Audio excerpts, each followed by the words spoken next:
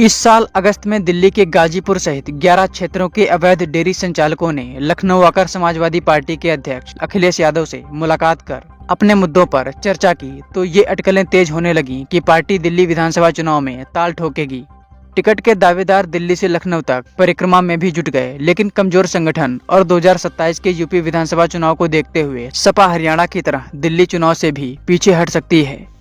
Samajwadi party के प्रमुख ने अब तक दिल्ली चुनाव को लेकर कोई निर्णय नहीं लिया है। माना जा रहा है कि संसद सत्र के समाप्त होने के बाद लखनऊ वापस लौटने पर वह दिल्ली चुनाव को लेकर कोई बड़ा निर्णय लेंगे।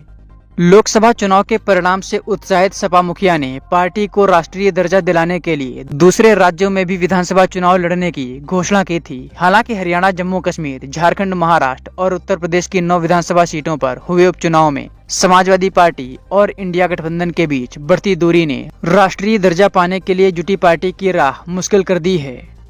हरियाणा में इंडिया गठबंधन में कांग्रेस ने सपा को एक भी सीट नहीं दी। पूरी तैयारी के बावजूद सपा को पीछे हटना पड़ा।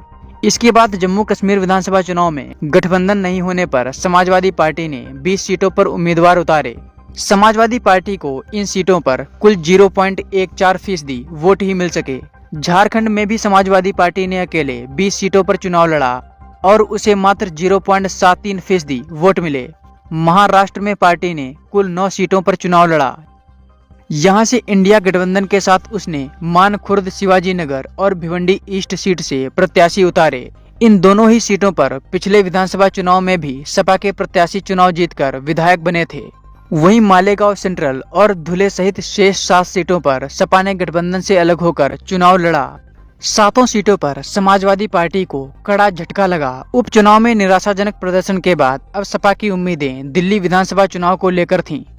पार्टी के सूत्र कहते हैं कि 2027 के विधानसभा चुनाव में दिल्ली से सटी उत्तर प्रदेश की कुछ विधानसभा सीटों पर समाजवादी पार्टी आम आदमी पार्टी के साथ मिलकर गठबंधन का रास्ता खुला रखना चाहती है। हालांकि सपा के राष्ट्रीय प्रवक्ता राजेंद्र चौधरी कहते हैं कि दिल्ली में पूर्वांचल से जुड़े और मुस्लिम मतदाताओं की खासी संख्या है। हालांकि वहां हमारा संगठन उतना मजबूत नहीं है कि हम अभी चुनाव लड़ सकें।